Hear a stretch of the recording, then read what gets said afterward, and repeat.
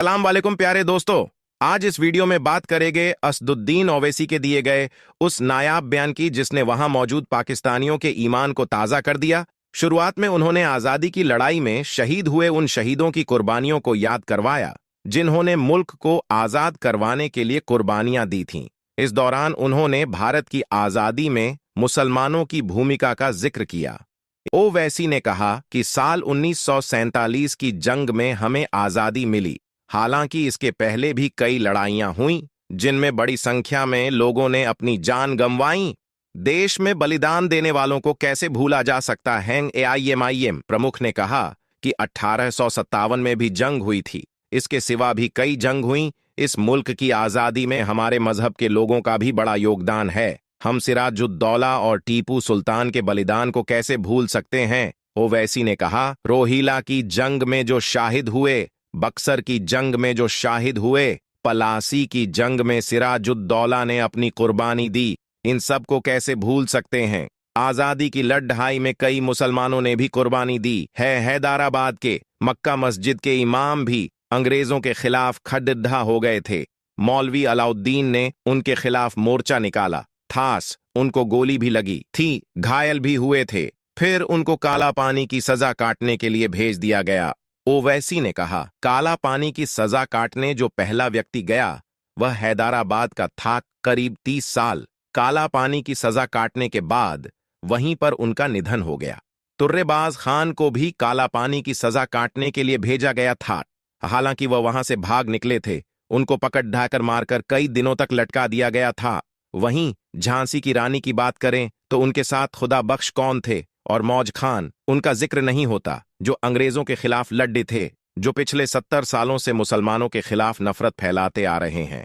उन्हें इतिहास को अच्छी तरह जानना जरूरी है। उन्होंने कहा, पहला पत्रकार जिनको अंग्रेजों ने मारा वह मुसलमान थे। महात्मा गांधी को जिन्होंने आज़ादी की लड़ाई के लिए ब्लैंक चेक दिया था, उन्होंने अपना सारा पैसा आज़ादी की लड़ाई में डाल दिए थे, वे भी मुसलमान थे। उनका नाम उमर सुबानी था। अल्लाह बख्श कौन थे? मुसलमानों के खिलाफ नफरत फैलाने वालों को नहीं मालूम होगा। अल्लाह बख्श ने जिन्ना का जमकर विरोध किया था। अल्लाह बख्श को हटाकर उनके खिलाफ सावरकर और जिन्ना एक हो गए। सावरकर की हिंदू महासभा और जिन्ना की मुस्लिम लीग ने मिलकर सरकार बनाई। अंग्रेजों के खिलाफ क्विट इंडिया मूवमेंट में हैदराबाद के आबेद हसन ने हिस्सा लिया था। नेताजी से भी मिले थे। जय हिंद का नारा न सावरकर ने दिया था और न ही गोडसे ने दिया था। जय हिंद का नारा आबेद हसन ने दिया था। मौलाना आजाद जिन्ना और विभाजन के खिलाफ थे, जिसकी वजह से मुस्लिम लीग ने उन पर हमला कराया था। जिन्ना हैदराबाद के जाकिर हुसैन से बात नहीं करना चाहते थे क्योंकि वे विभाजन के खिलाफ थे। ओवैसी ने कहा, आज के वर्तमान हालात में हिम्मत और हौसलों को मजबूत रखना होगा। देश में मुसलमान असुरक्षित हैं। सबसे ज्यादा जुल्म मुसलमानों पर हो रहा है। सबसे ज्यादा मुसलमान को नजरअंदाज किया जा रहा है। उन्होंने आगे कहा कि देश तो आजाद हो गया, मगर गौ रक्षकों को इतनी आजादी नहीं मिलनी चाहिए। किसी धर्म के खिलाफ कुछ भी बकवास करने की आजादी नहीं मिलनी चाहिए।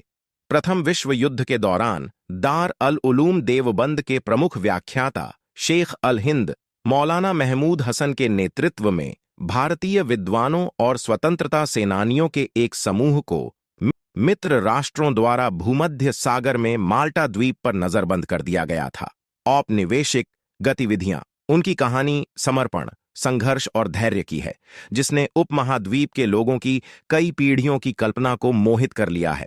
उन्होंने ने कहा, महमूद हसन कुर्बानी को याद करते हुए कहा कि हमें आज़ादी की लड़ाई में शहीद हुए शहीदों को नहीं भूलना चाहिए, लेकिन अफसोस इस बात का है कि हम उनकी नायाब कीमती कुर्बानियों को भूलते जा रहे हैं। इस बयान के दौरान उन्होंने टू नेशन थ्योरी का भी जिक्र किया कि किस तरह से इसे रिजेक्ट कर दिया गया था। ऐसे में अगर आपको टू नेशन थ्योरी के बारे में नहीं पता तो बता दें कि टू नेशन थ्योरी का मुख्य आधार यह था कि हिंदू और मुसलमान चूंकि दो अलग अलग संप्रदाय हैं, अतः उनकी राजनैतिक आर्थिक जरूरतें भी अलग अलग हैं और वे एक साथ नहीं रह सकते। अतः मुसलमानों के लिए अलग देश पाकिस्तान की मांग की गई। यह सांप्रदायिकता का चरम था, जिसकी परिणति भारत के विभाजन और सांप्रदायिक दंगे के रूप में हुई। टू नेशन थ्योरी के आधार पर भारत का विभाजन माउंटबेटन योजना के तहत किया गया। 3 जून 1947 को माउंटबेटन द्वारा एक प्रेस कॉन्फ्रेंस में इसकी घोषणा की गई। उसी दौरान स्वतंत्रता की तिथि 15 अगस्त 1947 की भी घोषणा की गई। ऐसे में अगर हम थोड़ा और विस्तार से जानने की कोशिश करें तो बताया जाता है कि पंजाब और बंगाल विधानसभाओं में सिख, हिंदू और मुसलमान मिलकर विभाजन के लिए मतदान करेंगे। यदि किसी भी समूह का साधारण बहुमत विभाजन चाहता है तो इन प्रांतों का विभाजन किया जाएगा। सिंध और बलूचिस्तान के प्रांतों को यह तय करना था कि किस प्रभुत्व का हिस्सा बनना चाहते हैं। उत्तर पश्चिमी सीमांत प्रांत और असम के सिलहट जिले का भविष्य एक जनमत संग्रह द्वारा तय किया जाना था। 15 अगस्त 1947 तक भारत आजाद हो जाएगा। बंगाल की पृथक स्वतंत्रता का परित्याग कर दिया गया। सीमाओं का निर्धारण करने के लिए एक सीमा आयोग का गठन किया जाएगा। 2 जून को इस योजना को स्वीकार कर लिया गया। माउंटबेटन ने 3 जून को रियासतों को सलाह दी कि वे दोनों राष्ट्रों में से किसी एक में शामिल हो जाएं। इसमें मुस्लिम लीग की पृथक राज्य की मांग को स्वीकार कर लिया गया था। पाकिस्तान के भूमि क्षेत्र को यथासंभव छोटा रखने की स्थिति पर भी विचार किया गया और इसे ध्यान में रखा गया था। भारतीय स्वतंत्रता अधिनियम 1947 के पारित होने के साथ क्रमशः 14 और 15 अगस्त को पाकिस्तान और भारत अलग राष्ट्र बन गए। इसी के साथ अगर हम बात करें ओवैसी के भाषण की, तो उन्होंने ने तमाम कुर्बानियों को याद करते हुए, तमाम ऐसे मसलों को बयान करते हुए जहां उन्होंने ने लड़ाई और नफरत को खत्म करने के लिए आवाज उठाई थी, लेकिन उनकी कोई सुनवाई नहीं हो पाई थी। साथ ही ओवैसी ने कहा, मुसलमान विभाजन का जिम्मेदार नहीं था। नफरत करने वाले कहेंगे कि सारी रिजर्व सीटें मुस्लिम लीग ने जीत लीं, लेकिन ये नहीं बताएंगे कि 1945-46 में अधिकतर मुसलमानों को वोट डालने का हक भी नहीं था। हम उन लोगों से पूछना चाहते हैं जो लोग मुसलमान से नफरत करते हैं और घोड़से से मोहब्बत करते हैं, वो बताएं कि भटकमियां अंसारी कौन थे। अंग्रेज ने भटकमियां को महात्मा गांधी के खाने में जहर मिलाने को कहा था, लेकिन उन्होंने मना कर दिया। हालांकि गोडसे ने उन्हें गोली मार दी। बताओ कौन ज्यादा वफादार, हिंदू या मुसलमान? तो ऐसे में उन्होंने तमाम मुद्दों का इजहार करते हुए अपने बयान को मुकम्मल किया। इसी बीच अगर हम बात करें तो सियासी मुद्दों की, तो देखा जाए तो सदुद्दीन ओवैसी के नेतृत्व वाली ऑल इंडिया मजलिस ए इत्तेहादुल मुस्लिमीन ने तेलंगाना में अपनी 7 सीट बरकरार रखी और पार्टी का गढ़ माने जाने वाली अपनी परंपरागत सीट पुराने हैदराबाद शहर पर कब्जा कायम रखा। तेलंगाना विधानसभा चुनाव के तहत हुई मतगणना में एआईएमआईएम के उम्मीदवारों ने 7 सीट पर जीत हासिल की, जबकि पार्टी ने 119 सदस्यीय विधानसभा के लिए हुए चुनावों में 9 सीट पर अपने उम्मीदवार उतारे थे। पार्टी 2009 से ये 7 सीटें जीतती रही हैं। एआईएमआईएम अध्यक्ष और हैदराबाद से सांसद असदुद्दीन ओवैसी के छोटे भाई अकबरुद्दीन ओवैसी ने चंद्रायन गुट्टा सीट पर 81,660 मतों के अंतर से जीत दर्ज की। यह 1999 के बाद से उनकी लगातार छठी जीत है। इसी के साथ ऑल इंडिया मजलिस ए इत्तेहादुल मुस्लिमीन एआईएमआईएम अध्यक्ष असदुद्दीन ओवैसी ने कर्नाटक में परीक्षाओं के दौरान कथित तौर पर हिजाब पर प्रतिबंध लगाने और राज्य की पूर्ववर्ती भारतीय जनता पार्टी भाजपा सरकार द्वारा लगाई गई पाबंदी को रद्द करने के लिए कदम नहीं उठाने को लेकर कांग्रेस सरकार की आलोचना की थी।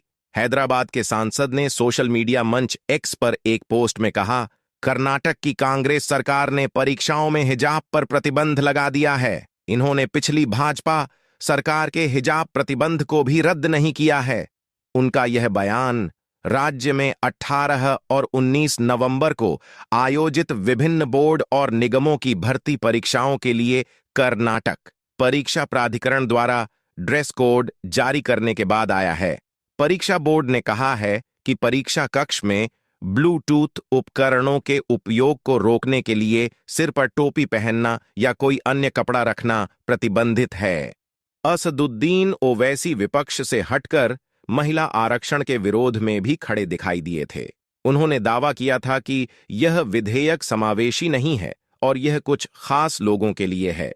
ओवैसी ने मोदी सरकार से सवाल करते हुए कहा कि इस बिल में ओबीसी और मुस्लिम महिलाओं को आरक्षण का जिक्र क्यों नहीं है। ओवैसी ने इसे पूरी तरह से चुनावी स्टंट करार दिया।